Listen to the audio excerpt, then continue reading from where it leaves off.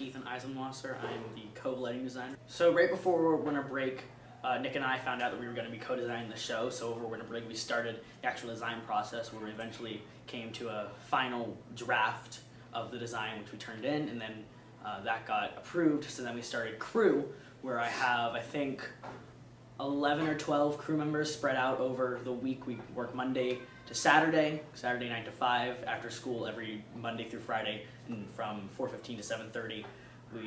The crew's been setting everything up. We're almost done with the actual hanging all the lights. Now we just need to put in all the color and the gobos and focus everything, and it's going really well. We're getting the order in soon.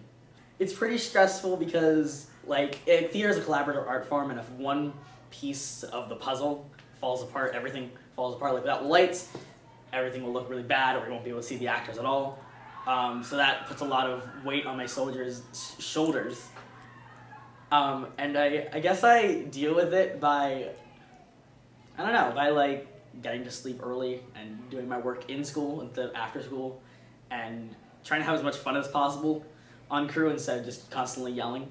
We started crew, I think the second week of January, and since then we've stayed after school every single Monday through Friday from 4:15 to 7:30, and then we started 2 Saturdays ago, Saturdays from 9 to 5. So we're here.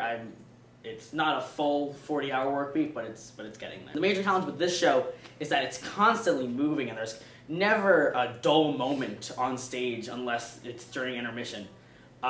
It's constantly moving, goes from one number to the next number, and even in scenes, when the entire show is pretty much Shrek going to get Fiona and then going back. It's a travel show, and so they're constantly moving. Even in a scene when they're just talking, their trees are moving, they're moving back and forth, things are flying in and out, they're walking in the audience, everything's constantly moving.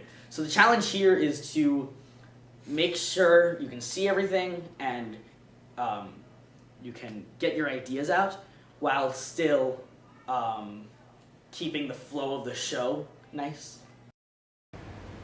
Hi, I'm Nick. I'm one of the lighting designers for this show, and as a lighting designer I work with the director and the scenic designer, as well as the technical director and the master electrician, to create a lighting plan and to put that into action. I work with the director and watch rehearsal to see where she's blocking certain activities, and then work with the scenic designer to see where our scenic pieces are going to be playing in our playing space. We are currently figuring out which lights are plugged in where. I'm Nicole White, and I am co-paint head for Shrek. I paint the sets. There's a lot of backdrops in the set because it's such a big musical. Usually musicals have a lot of backdrops. So yeah, I mostly just paint. There's a lot of colors in Shrek, so it's fun. Well, Shrek is like a big fairy tale, and usually in fairy tales there's lots of bright colors, so we're using a lot of bright colors to bring in that feel of this isn't real. It's a big, bright musical, and yeah. It's turning out really well. We're getting stuff done. I mean, we're waiting for things to be built, because usually paint crew has to wait for things to be built to paint it.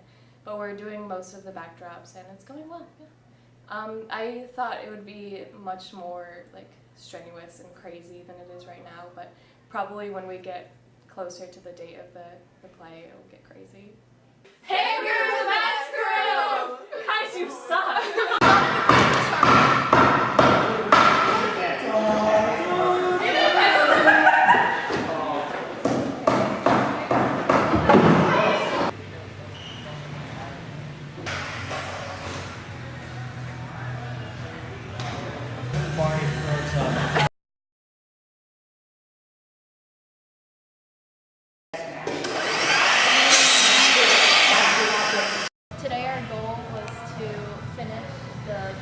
Structure of the cave so that we can start adding foam and texture to make it look like rock.